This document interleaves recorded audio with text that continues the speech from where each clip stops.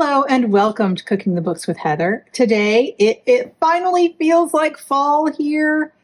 It's been kind of fall and then summer and then fall and then summer because it's North Carolina and that's what happens. But we had some pumpkin that we wanted to do something with, and so we roasted it up and pureed it, and we're going to be using it to make spiced pumpkin pudding cakes from Ashley Christensen's It's Always Freezer Season.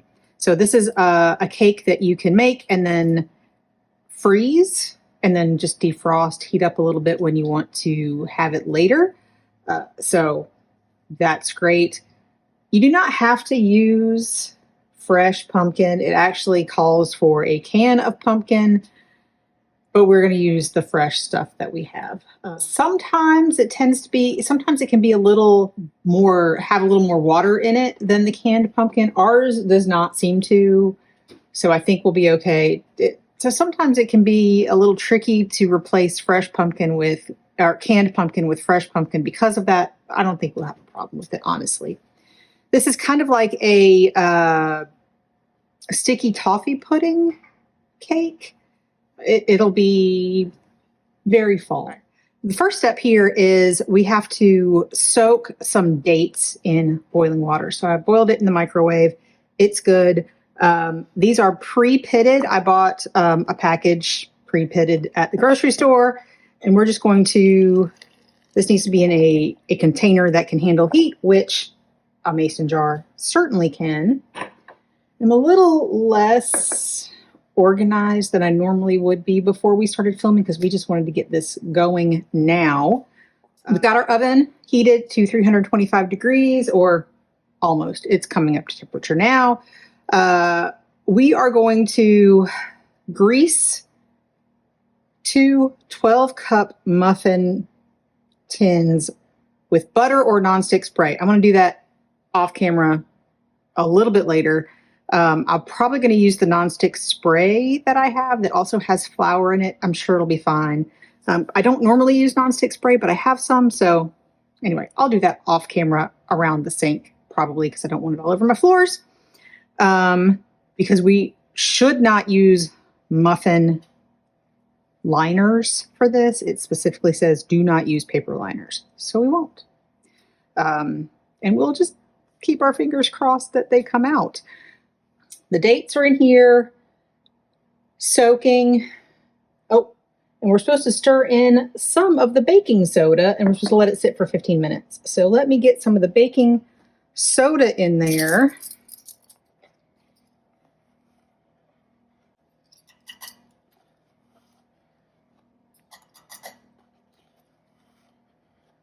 I'm sure that will help them soften up.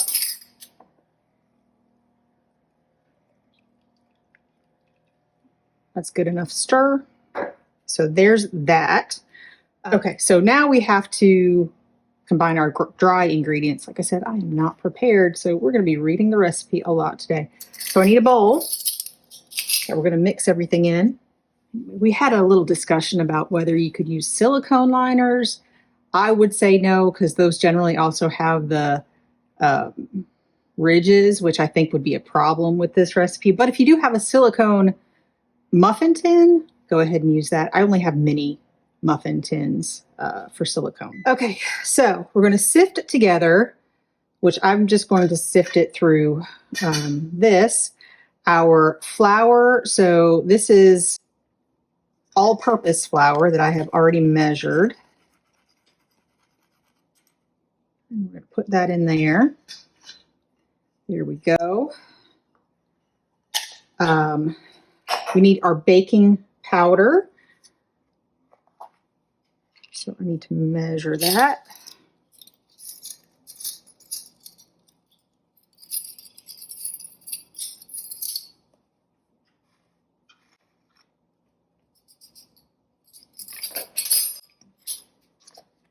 We need salt, which I do not have over here.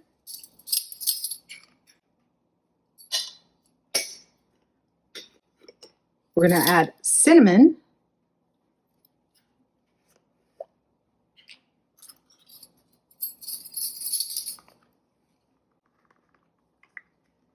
which is almost all of what I have left in here. So that'll be fine.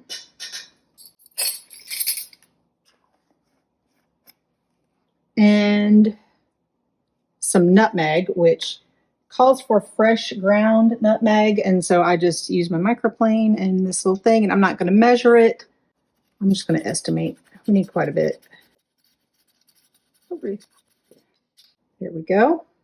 And we need the rest of our baking soda, which is over here. And I'm going to do it in 2 installments because I don't want cinnamon in my baking soda.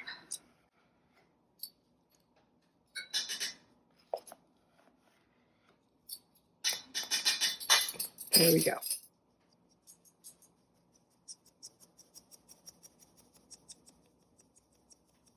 There we go. And we just have a few little bits that didn't go through. There we go. So that's our dry ingredients. And now I need to set this aside and get another large bowl for our wet ingredients. So we're going to need some lightly beaten eggs in this. And since I haven't done that yet, I'm going to do that first.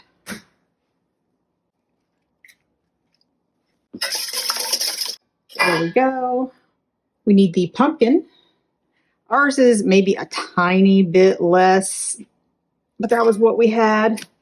But it'll be perfectly fine. Sugar. So this is just white granulated sugar that I have already measured. Butter. So we have some melted unsalted butter.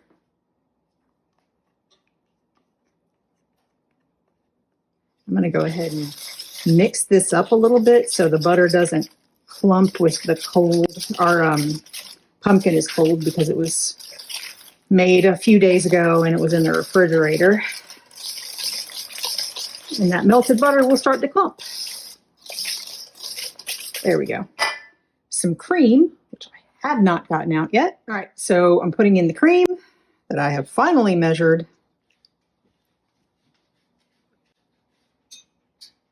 And now we're going to use the same measuring cup to measure out some evaporated milk. I don't know what I'm going to do with the rest of this. I guess I'll figure something out. Kind of annoys me when a recipe does not use a whole can of something like evaporated milk, because I just do not know what to do with, what, about a half a cup left of evaporated milk. Now I'm going to mix this up a little bit, but I need to get some ginger, which I'm going to grate. I keep mine in the freezer. I'm pretty sure I've talked about that before. I peel it and store it in a freezer bag because it grates up really nicely from frozen with a microplane. And I find that it works out great that way. So I just kind of estimate peeled and finely grated, which is what we will get. So works okay for cheese, a little bit less good for something like this that requires kind of a sharp edge. All right, my hand got real cold. I think I'm done. Huh? Just look at it. Slow-mo the times that I almost grated my knuckle. All right, so those are our wet ingredients. We want to get these pretty well mixed before we add in the dry ingredients. Oh, one more thing we need to do, and these have been sitting for about 15 minutes. We need to puree this and add it to our wet ingredients. So let me clean up a little bit and get my new lovely food processor set up to puree it. Now it's been exactly 15 minutes by the time we got this set up. My food processor that we'd had since we got married more than 20 years ago it still works, but some of the parts are cracking, mostly because we put them in the dishwasher. And also the button came off, so that's super fun. Like, it still works, but the protector plastic over top of the button came off, so we got a new one. And so I'm going to use this to puree my dates and water and baking soda. That's what was in it until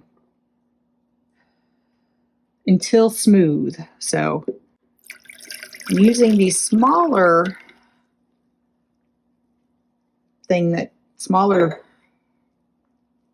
bowl that sits inside the big bowl.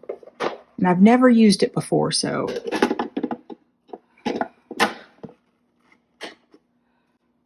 wish me luck and hope I don't have to go look at the manual. She says you can use a blender or a food processor. I was going to use the stick blender, but we decided we'd go ahead and make sure this works. Hey, look.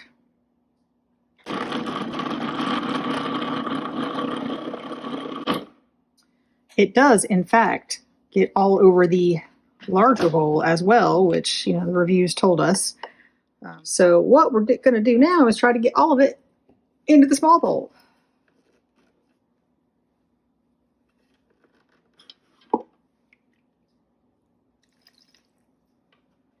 So we're just going to give it another little pulse to get all the water that came out.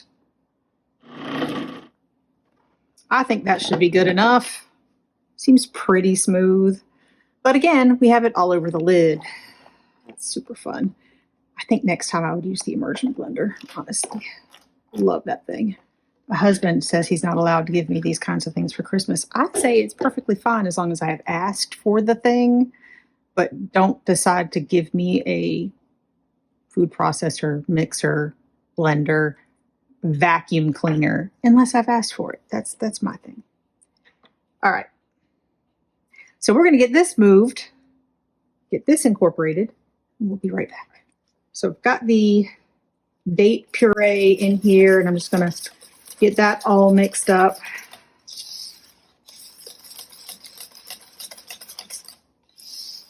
There we go. So now we're going to add our dry ingredients here and just mix it well. And I'm not going to use the whisk for that because I don't want to over mix with the dry ingredients in here. I'm just going to use this.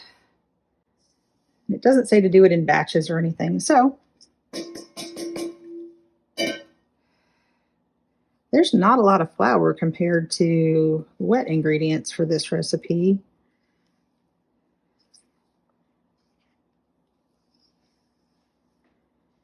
And she says that, light cakes are hard to freeze, although I know that Southern women do that all the time, but this is a much more forgiving freezer recipe. It does say to mix this well.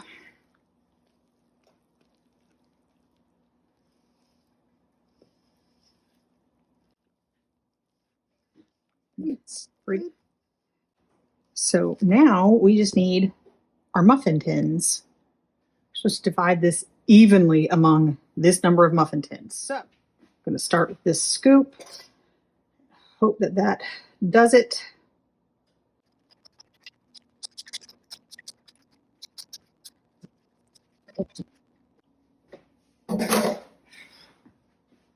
So got a little bit left that I'll just put into ones that seem like they might be a little bit shy. That worked out really, really well. So these go into our 325 degree preheated oven for about 45 minutes. I'm going to put them in the middle. She doesn't really say, but that's generally what. And mine, luckily, should fit both pans on the same rack. If it doesn't, you might want to rotate them in the middle, but we'll show you what they look like in about 45 minutes. Or until a knife inserted into the center comes out clean.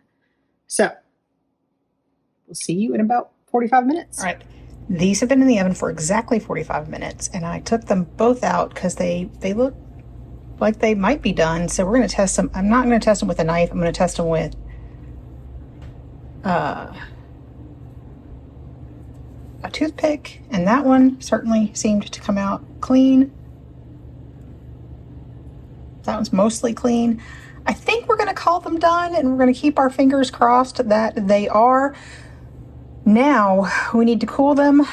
Got them on a rack for 10 minutes, And then afterwards, we take them out and we're gonna keep our fingers crossed that they come out whole. Wish me luck. So these have been sitting for 10 minutes and I'm gonna try to take them out. They seem like they might come out. Yes. Oh, I don't want to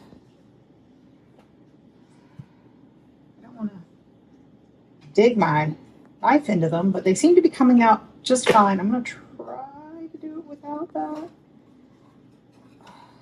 Okay, so I think the spray worked really well. I'm a little more worried about this one. Let's see. Those also came out. Yay. So, maybe I'll start using spray a little bit more. We'll see. Anyway, I'm going to take all these out, put them on the rack, and let them cool. And when they're fully cool, we can freeze them for later. We'll probably freeze some and eat some today. So we'll let you know how to freeze them in just a minute.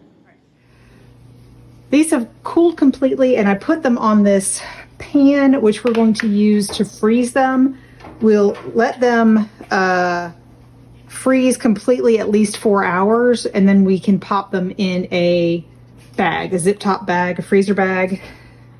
We are going to wait to do that. We're just going to let them here at room temperature for a little while. We're going to wait to do that until we've eaten some of them. But then you want to serve these warm. So I will heat them up in the microwave a little bit. When you're heating them up from frozen, she says to wrap them in a damp paper towel and 5 minutes on a medium-low setting in the microwave. She says 3 out of 10 on theirs. I don't know what ours would be, until hot throughout. And you serve them with whipped cream and a sprinkle of nutmeg. So we'll show you what that looks like and tell you what we think in just a minute.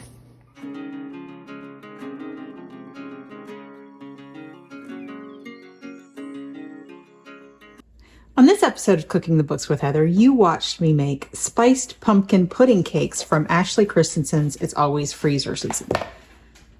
So we haven't tried these from the freezer. I've got what we didn't eat in the freezer currently, which reminds me I need to take them out and put them in a Ziploc bag for the freezer. But we had them last night. We didn't heat them up. She says to serve them warm. We just served them at room temperature and they were fine. This is a not super sweet, very dense kind of cake, kind of like a sticky toffee pudding. We think it would be really good with maybe some creme anglaise on the bottom or some caramel or something like that. But it was perfectly fine with just some whipped cream and nutmeg. But you could sort of make it a little fancier with some sauces and that would go very well. I was shocked that my children liked it. My son particularly even asked for seconds. So considering they're not usually this kind of a cake kids, they like cake, but it's a pumpkin cake. It's got a little vegetables in there to make you feel a little good that they're eating it. Yeah, we really liked it. It was pretty easy. It came out of my muffin tins really well with the spray. I used the Baker's Joy with spray with flour in it. They came out perfectly. Even my muffin tin that I was a little concerned about because had a little extra wear and looks a little bad, all came out perfectly fine. So that's great. I have not tried it with just butter. She says you can butter it. I might try that, but that worked perfectly well, and I think it would work really great in a silicone muffin tin.